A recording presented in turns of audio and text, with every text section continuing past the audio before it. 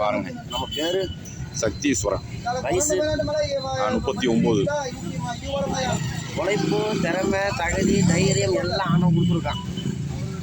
உழைப்பு, திறமை, தகுதி, தைரியம் எல்லாம் ஆண்டவன் கொடுத்துருக்கான். சரி, புத்தி மட்டும் கொடுக்கல. ஐயோ, நான் சொல்றது சங்கடப்பட. ஒரு 2000 பேர் என்னை ஃபாலோ பண்றாங்க யூடியூப்ல. அப்படியா? அப்புறம் எனக்கு புத்தி இல்லைன்றீங்க. சொல்றேன் கேளுங்க.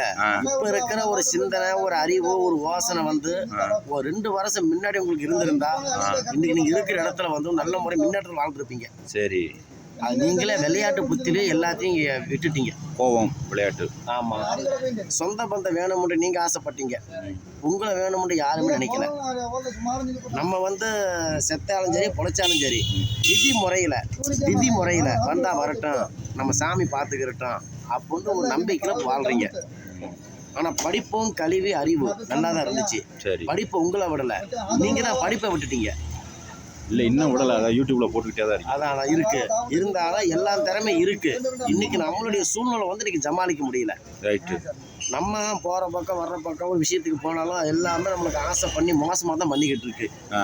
அடுத்தவனுக்கு எந்த விஷயத்துக்கும் சொல்லாதீங்க. சரி, நீங்க போறது நல்லதோ கெட்டதோ உன்னுடைய மனசுப்படி நீங்க போயிட்டு வாங்க. சரி, நீங்க போறப்ப நல்லது நடக்கும். சரி. உங்க கைராசிக்கு வந்து எந்த பொருள் ராசி வாங்கினாலும் கருப்பு பொருள் வாங்கக்கூடாது. கருப்புனா சுத்த கருப்பு.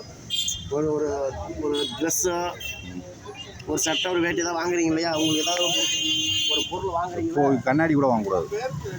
இது இருக்குது சாமி. வேற மீறி பொருள்ன்றது வாங்காதீங்க. ஒரு வண்டி வாசி, ஒரு ஆடு மாடு கோழி குஞ்சு எதாவது வாங்கினா வாங்கக்கூடாது. எனக்கு பொண்டாட்டி கருப்பா இருந்தா அது பொறுத்து அது இப்போ மனசை வந்து பொண்டாட்டி எனக்கு வெள்ளை, ஆனால் வெள்ளையிலே எனக்கு இயல்றது. நான் என்ன சொல்கிறேன்னா, கடவுள் படைக்கிறது வந்து தனி. அதுக்கு ஆண்டவன் பார்த்து நம்ம இருக்க அதை வந்து நம்ம காசு கொடுத்து வேறு கருப்பொருள் நீங்கள் வாங்கிடாதீங்க. எதுவும் நீங்கள் பார்த்து இருந்துக்கோங்க. உங்களுக்கு ஜோசியம் கொடுங்க தேவையும் உங்களுக்கு இல்லை. உங்கள் ராசி பலனை பற்றி நல்லா தான் இருக்குது. இது எப்படி கணிக்கிறீங்க? எது இந்த ஜோசியம் என்ன கணக்கு? அதை நாங்கள் ஒரு ஆளை பார்த்து நாங்கள் தெரிஞ்சுக்கணும்ல. இப்போ நம்ம குலசாமி வந்து ஜக்கமாக கும்பிடுவாங்க. Facial analysis.